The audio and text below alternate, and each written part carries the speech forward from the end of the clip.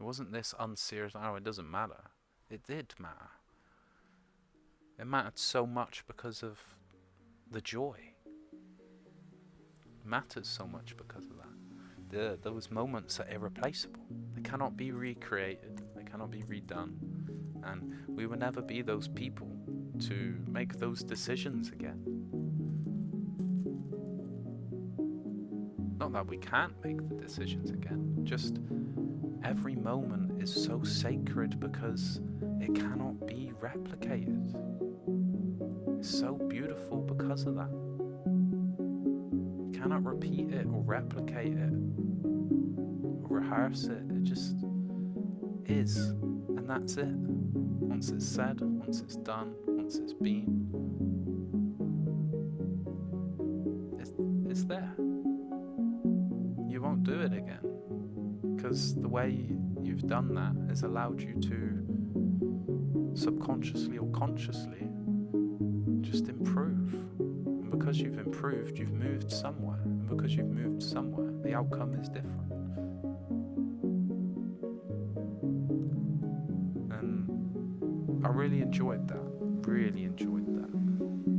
That experience at the start, that chill, that no rush, no need to worry about really anything ruining your day, destroying anything. There was no... It's how we all come into this world, that it's innocent and that nothing is chill, nothing bad's gonna happen. And that is how the world is, without the reactiveness of human behaviour through our environments. We're the only ones that have changed our environments, and because of that, it's changed our beings, because we are what we surround ourselves by. And because of that, we can make not so aligned decisions. It's not the wrong or right decisions. We just don't know better at the time. We don't know the consequences or the impact or the real effect that our actions or our consuming is really having. We just don't know it yet. That's okay. All in due time. It was when I went online. That's going back to that. Oh yeah, buzzing, can't wait. And did I get a good start? How things are supposed to be. I ran into the right person at the right time in the right place. I spawned East Zone 1, it was. I spawned right on the beach, opposite this really cool island. That instantly was like, I want to get to that island one day. I want to get there. I want to see what's going on and I'm there. And that ended up being a really peaceful island. It was called Herbivore Island, and it was just full of chill creatures. Basically, it was a chill zone. It was nice. But back to it. I start off. I'm running on the beach, just figuring out. I'm just spawned here. You know what I mean? I'm just like, what's going on? What is that?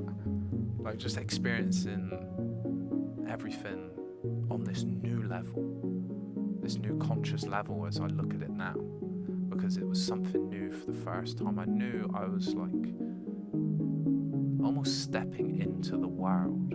I've gone from single player to online, and that's almost what it feels like when you leave school, really, when you think about it. You're almost in this chill zone.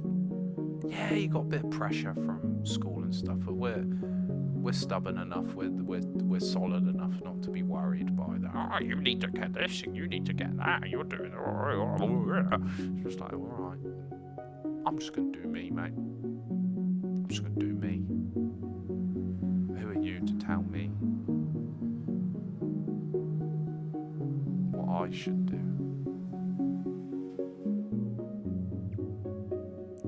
That resilience was there. And because there wasn't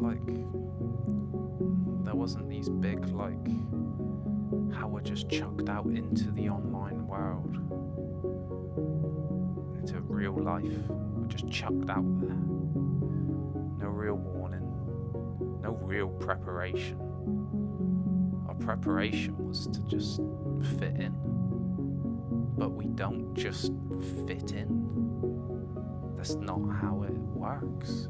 We do, in the sense of where we're supposed to be, like following what we're supposed to follow. What I mean by that is what you love. That's where you're supposed to be, but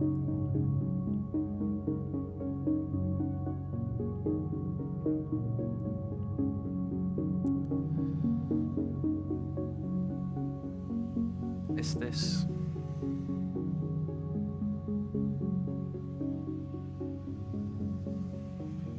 Yeah. I was just experiencing it all for the first time again. Because it was this new consciousness of like, wow, I'm in the world, there's other people. And yeah, the first person I met, like I said, I'm running down the beach, grabbing some berries, grabbing some sticks, grabbing some stones, made a pickaxe, and I find this little cove. I go in the cove, it's nice and cozy, it's nice and cool. I like it in there, basically, I like it. And then I start building my house there, and I see this cave.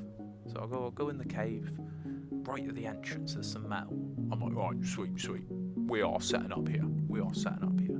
Start trying to block the cave off. I'm like, yeah, it's mine, my metal, my cave.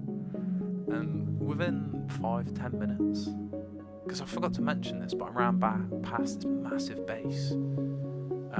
Had these massive gates, like massive, I'm talking like 5-7-story building gates, and inside there their house and all of their tames and stuff, but I couldn't see in there. I just seen the big base. I was like, oh yeah, cool. These be yeah, I'll be named. These be cool. These would be cool. And basically the guy comes over and he is cool. He is chill, to put it down. But there's not many of these in this story. That's why I can say it straight up. He was so kind, so gentle is the word, like so compassionate, and basically he didn't want me to build there because they needed the metal as well. He didn't mind if I built near. He just didn't want me to block the cave off, because he was like, look, we're all using it. And that's what he said. He was like, look, we need it too, and you know, people are just gonna attack you if you try and hoard this or block this off, because that's just human nature. I didn't really realise that at the time, but that was straight facts. And I was like, yeah, you've got a point though. I did agree with him, because I knew he had a point. I was catching enough of what he was throwing to be like, yeah, you got a point. He gave me some stuff, gave me some tools, gave me some weapons, and he was like, I know of a spot. I know a spot that I can show you. So I trusted him. I was like, yeah, okay. I spoke to him for a bit, had a good conversation, and I was like, yeah, alright. Bear in mind, I'm like 11 or 12, I feel like I was 11 at the time. Yeah, I was 11.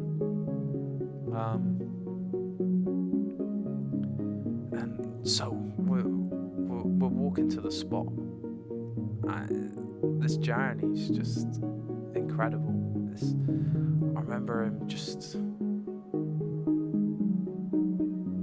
something I didn't really see at the time, because obviously I'm not going to, but now I see it as like he was really trying to give me that preparation for online that I needed.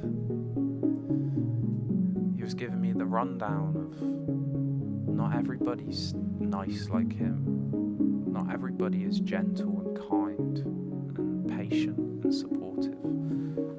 Not everybody is understanding and willing to give a hand or go out of their way. Not everyone is like him. Not everyone is merciful. And telling me these things while we're running through the jungle, because I started on the beach, open, vulnerable, you know, not knowing what I'm doing, and he helped teach me that while you're in that position, it's best to not hide yourself, but keep your sanctuary hidden.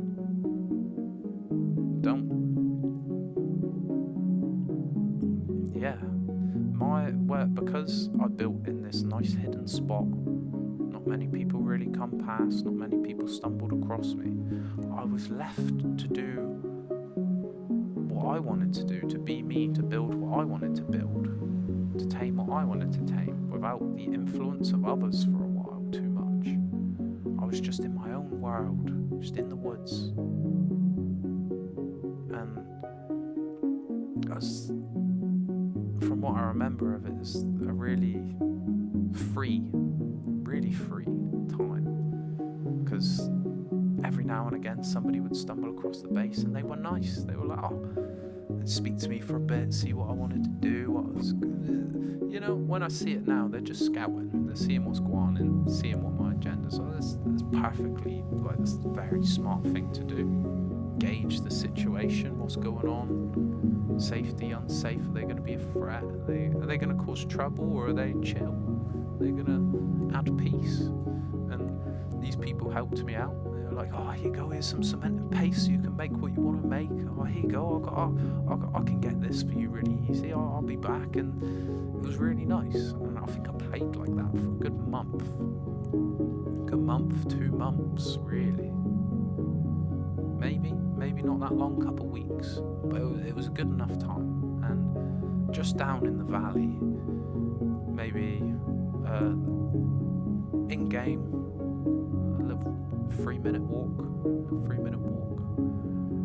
just down in the valley, there was these guys, this tribe, I think there's 3 of them. There was this older guy, this middle-aged guy, maybe in his 20s or 30s, and then this teenager, so a little bit older than me, but not much.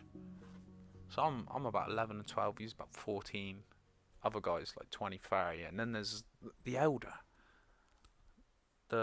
He seemed maybe in his 50s, 60s. People would say that's weird, but he was just doing the same thing as what I was doing.